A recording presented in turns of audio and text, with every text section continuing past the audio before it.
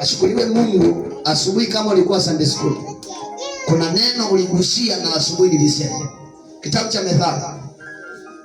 Kitabu cha Methali kinazungumza mtu anayemcha Mungu, Mungu anamwepusha na mauti, anampa chemichemi ya uzima.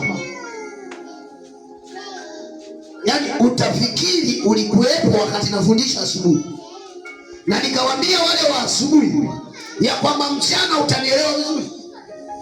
Swala la ulinzi wa Mungu linahitaji imani.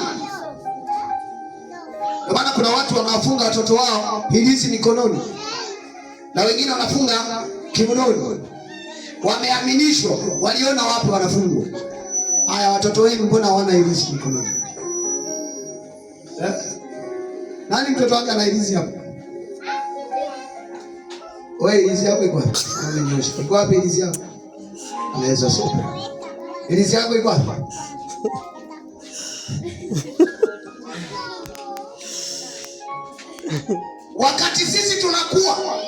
Wakati sisi tunakuwa ilikuwa chale mpaka kwenye ulimi.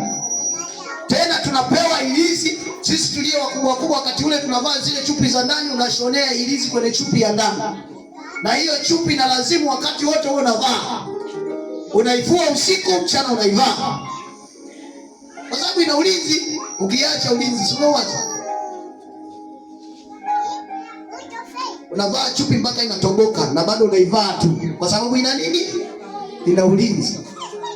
Inafika sana wakati inabidi uchane ile hirizi mle ilikoshonewa, uihamishie kwenye nguo nyingine, labda umenunua mpya, na hiyo nguo ndio inakuwa nguo pendwa, kwa sababu ina ulinzi.